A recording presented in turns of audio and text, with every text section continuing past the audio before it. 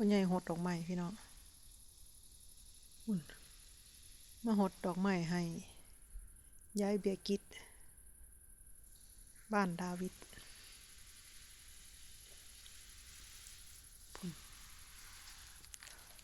มีสระว่ายน้ำอ่างสระ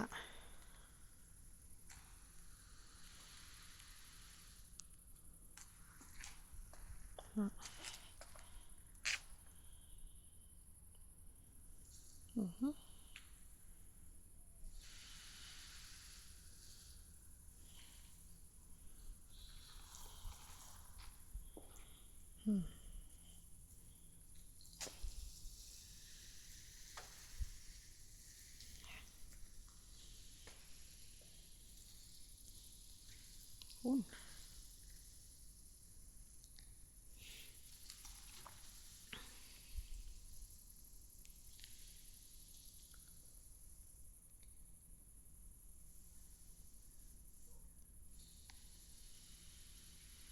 ส่วนข้างบ้านสนามหญ้าพี่น้องดอกที่โทก็มีพูดสวยเพิ่นกว้างขวางค่ะ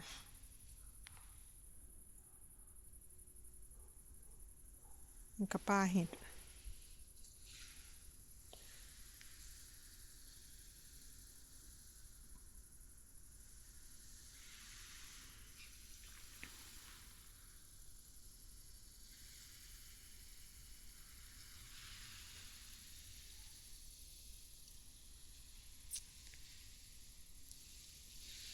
อันนั้นส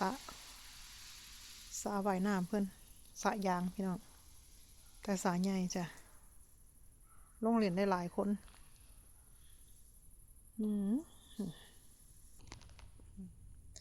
ดอกไฮดันเยียสีชมพูสวยดอกน้อยๆแบบดอกน้อยๆพี่น้องดอกพอใหญ่สวยงามค่ะสวยเนาะชมพูอ่อนชมพูอ่อนจ้ะ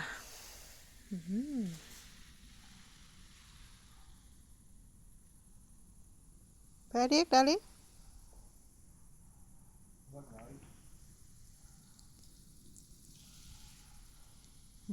เป็นหัวดอกไม้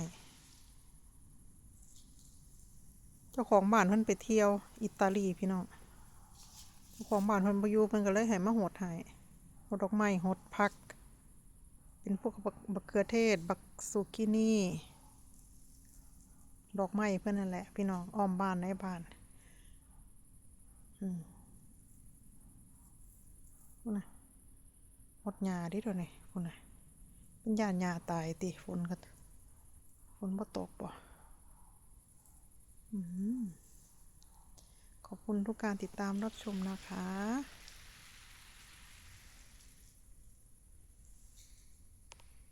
ขอบคุณค่ะ